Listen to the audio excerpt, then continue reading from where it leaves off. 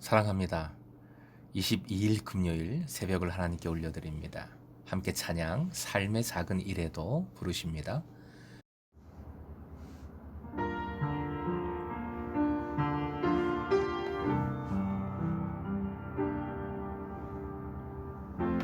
삶의 작은 일에도 그 마음을 알기 원하네.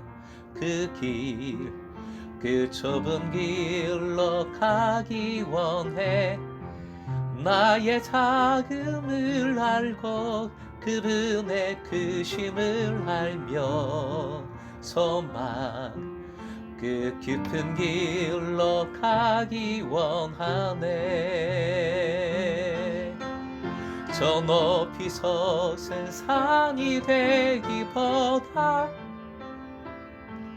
여기 오름직한 동산이 되기,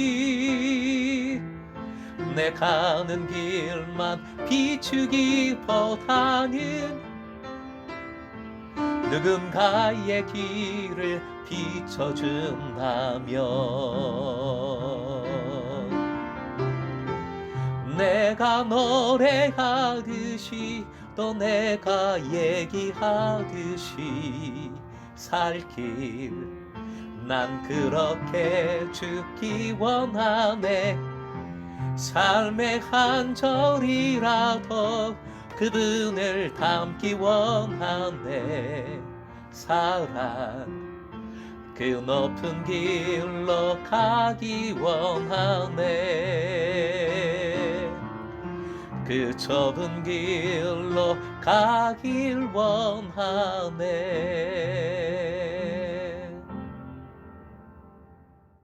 오늘 말씀은 마태복음 5장 27절에서 37절까지 생명의 삶 122쪽입니다.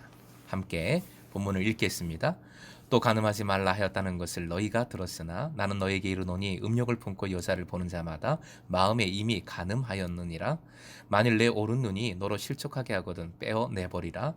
내 백체 중 하나가 없어지고 온몸이 지옥에 던져지지 않는 것이 유익하며, 또한 만일 내 오른손이 너로 실족하게 하거든 찍어내버리라. 내 백체 중 하나가 없어지고 온몸이 지옥에 던져지지 않는 것이 유익하니라. 또 일러스되 누구든지 아내를 버리려거든 이혼 증서를 줄 것이라 하였으나 나는 너에게 이르노니 누구든지 음행한 이유 없이 아내를 버리면 그로 간음하게 하며, 또 누구든지 버림받은 여자에게 장가드는 자도 간음함이니라.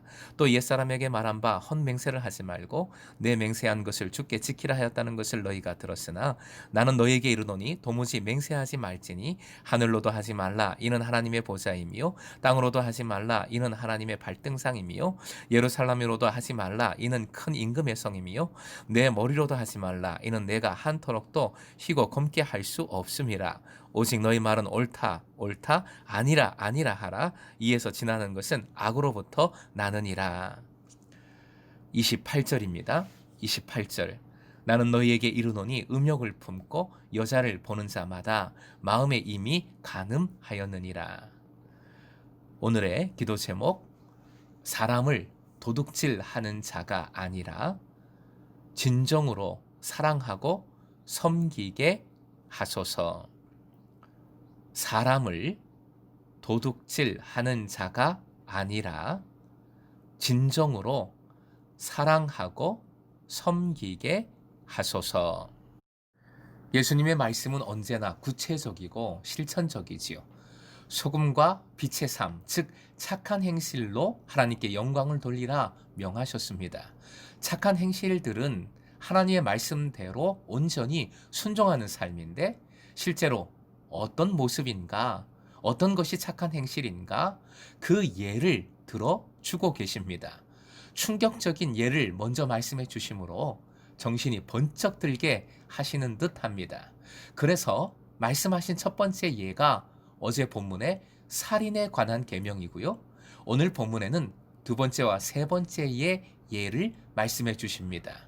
두 번째도 살인 계명과 견줄 만한 충격적인 예입니다. 바로 간음하지 말라라는 명령입니다.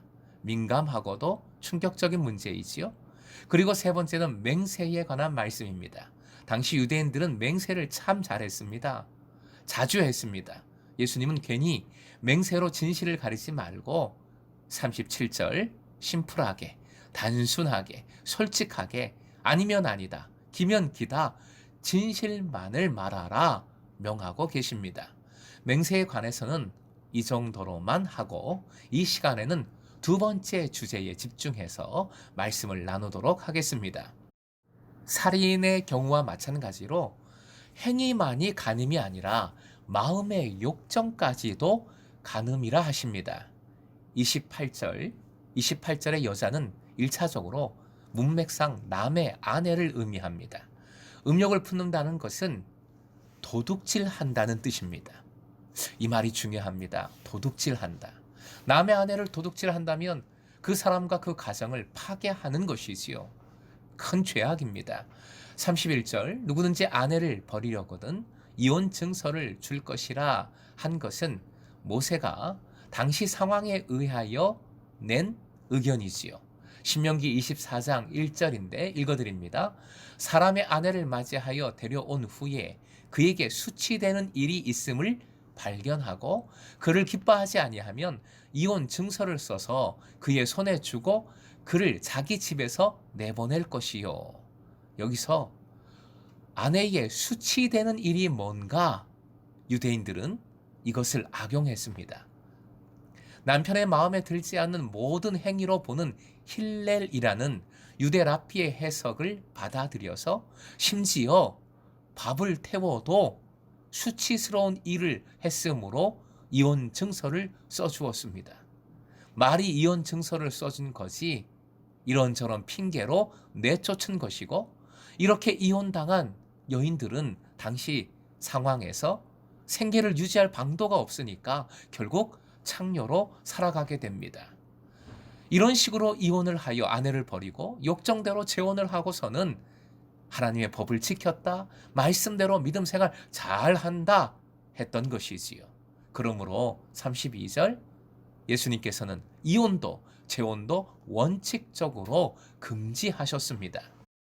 요즘 우리는 결혼과 이혼, 재혼 등에 대해서 성경 시대와는 또 많이 다른, 정말 다른 시대를 살고 있지요. 이혼 가정, 재혼 가정에 대한 목회적 관심, 교회의 지혜롭고 올바른 관심이 요청되는 시대입니다. 그렇다면 이혼과 재혼을 원칙적으로 금하신 주님의 명령을 어떻게 받아들일 수 있을까요? 어떤 이는 이혼, 재혼을 원칙적으로 금지함으로 고통받는 아내가 더 고통 속에 살아가도록 만들었다고 비판합니다. 그러나 이런 비판은 당시의 삶의 자리, 즉 성경시대 고대의 현실과는 상관없이 현대적인 관점으로만 말씀을 본 것이지요.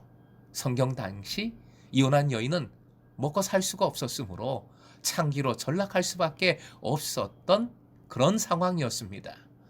이미 예수님이 왜 그렇게 근원적으로 말씀하셨는지를 짚어드렸습니다. 당시 서기관과 바리새인들이 하나님의 말씀을 교묘히 악용이지요. 악용해서 자신의 욕정을 채웠습니다. 이것이 얼마나 큰 죄악인지를 깨우쳐 주신 겁니다. 살인에 대한 말씀의 취지와 동일합니다. 여자를 보고 음욕을 품는 것, 이혼 증서를 써주고 이혼하고 재혼하는 행위, 이 모두가 약한 자에 대한 강자의 행포, 그리고 무엇보다 인간에 대한 존엄성을 회파하는 것, 하나님 형상으로서의 영광을 깨뜨리는 것이기 때문에 절대 해서는 안 될 죄악입니다. 그러니 간음하지 말라라는 이 말씀은 행위가 아니라 마음으로 진실함으로 지켜야 착한 행실, 하나님 백성다운 의로운 삶인 겁니다. 오늘날도 이 근본은 동일합니다. 주님은 가정이 믿음으로 세워지길 원하시고 주님 사랑으로 맺어진 온전한 부부 관계를, 가족 관계를 원하십니다. 다만 형식적으로 억지 도덕으로 말씀을 적용하는 것은 매우 어리석고 위험한 일, 큰 죄악이 될 수 있습니다. 사람을 아끼고 그 영혼을 사랑하시어 목숨까지 내어주신 예수 그리스도의 뜻을 받드는 것이 말씀 실천과 적용의 대원칙입니다. 한 사람이 주님과 동행하여 누리는 샬롬으로부터 착한 행실은 출발되는 것입니다. 그러므로 하나님 사랑, 이웃 사랑의 대원칙에 입각하여 착한 행실로 하나님께 영광을 돌리려 한다면 신앙인이 겪는 결혼, 이혼, 재혼의 모든 상황이 참 어려워도 어떻게 행하고 결정해야 하겠는지를 알 수 있습니다. 무엇보다 교회는 당사자들의 겉모습으로 형식적인 말씀 적용으로 마구 판단하고 정죄해서는 절대로 안 되겠습니다. 주님의 마음으로 바라보며 주님처럼 중보해야 합니다. 사랑하는 금성의 제자 여러분, 사람의 마음을, 사람을 도둑질할 수 있습니다. 세상의 많은 이들이 내 사욕을 위해 사람을 도둑질합니다. 이용하는 것이지요. 가지고 노는 것이지요. 사기치는 일입니다. 하지만 우리는 하나님 존전에 있음을 기억하십시다.